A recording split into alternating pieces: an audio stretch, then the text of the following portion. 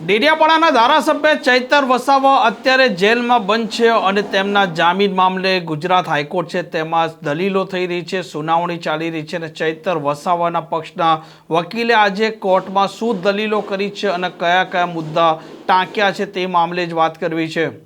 વૈષ્ણવજન તો તેને કહીએ જે પીડ પરાઈ જાનાને રે। નમસ્કાર, આપ જોઈ રહ્યા છો નવજીવન ન્યૂઝ અને હું છું આપની સાથે તોફિક ગાંચી। ચૈતર વસાવા છે તે આવનારા દિવસોમાં જેલના બહાર આવશે કે નહીં આવે, તેમનું ધારાસભ્ય પદ છે તે યથાવત રહેશે કે નહીં રહે, આવા અનેક પ્રકારના સવાલો અત્યારે સતત ઉઠી રહ્યા છે। કેમ કે ચૈતર વસાવા અત્યારે વર્ષ 2023ના વનકર્મીના મામલામાં અત્યારે તે જેલમાં બંધ છે અને તેમણે ગુજરાત હાઈકોર્ટમાં જે પ્રકારે નર્મદાની સેશન કોર્ટે તેમને સજા ફટકારી છે તે મામલે તેમણે દાદ માંગી છે અને નીચલી કોર્ટના આ હુકમ છે તેને રદ કરવાની વાત કરી છે, સ્ટે માંગ્યો છે, સાથે જામીન પણ માંગ્યા છે અને આજે ગુજરાત હાઈકોર્ટમાં ચૈતર વસાવાના પક્ષના વકીલ છે તેમણે દલીલો છે તેની શરૂઆત કરી છે, જેમાં તેમણે કહ્યું છે કે સાક્ષીઓએ જે પ્રકારે સેશન કોર્ટમાં નિવેદનો આપ્યા હતા તે નિવેદનો તેમણે ગુજરાત હાઈકોર્ટમાં ટાંકેલા છે। સાથે સાથે જે પ્રકારે ફાયરિંગ થયું હતું, ફાયરિંગના મામલે જે પ્રકારે રિપોર્ટો પોલીસે રજૂ કરવાના હોય તેવા કોઈ પણ પ્રકારના રિપોર્ટો રજૂ નથી થયા અને આ મામલે ફાયરિંગ થયું છે કે નથી થયું તે પણ સ્પષ્ટ નથી થઈ રહ્યું। આમ અલગ અલગ મુદ્દે ચૈતર વસાવાના વકીલે લગભગ 4 કલાક જેટલો સમય છે તે ગુજરાત હાઈકોર્ટમાં દલીલો સ્વરૂપે કોર્ટના સામે રજૂ કર્યો હતો અને આ જ મામલે તેમણે પ્રતિક્રિયા પણ આપી છે।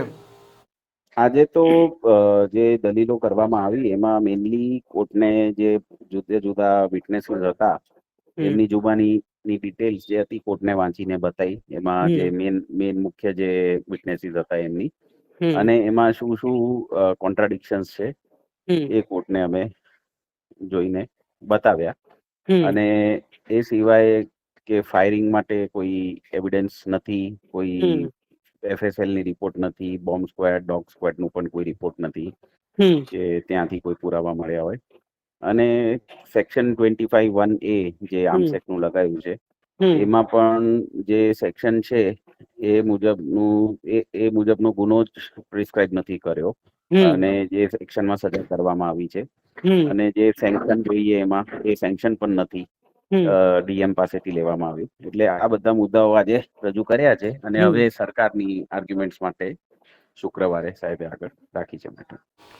આમ ચૈતર વસાવાના પક્ષના વકીલ છે તેમણે આજે દલીલો પૂર્ણ કરી છે અને શુક્રવારના દિવસે સરકાર પક્ષના જે વકીલો છે તે હવે દલીલો કરવાના છે અને તેમની દલીલોને આધીન જ હવે ચૈતર વસાવાનો ભાવિ છે તેનો નિર્ણય લેવાશે। કેમ કે સરકાર પક્ષે શું દલીલ થાય છે, ચૈતર વસાવાના પણ ભૂતકાળમાં અનેક ગુના નોંધાયેલા છે તે મામલા પણ સરકારી વકીલ ટાંકે છે કે નથી ટાંકતા, તે પોતે ધારાસભ્ય છે આ મામલો પણ કોર્ટમાં ઉપાડે છે કે નથી ઉપાડતા, આવા અનેક પ્રકારના હવે સવાલો અને દલીલો છે તે સરકારી વકીલ પર નિર્ભર છે અને સૌ કોઈની નજર છે કે ચૈતર વસાવાને જો ગુજરાત હાઈકોર્ટ જામીન નહીં આપે તો લગભગ તેમનું ધારાસભ્ય પદ જવાનું નિશ્ચિત માનવામાં આવી રહ્યું છે। જોઈએ હવે શુક્રવારે કેવા પ્રકારની દલીલ થાય છે અને મામલો ક્યાં સુધી આગળ પહોંચે છે।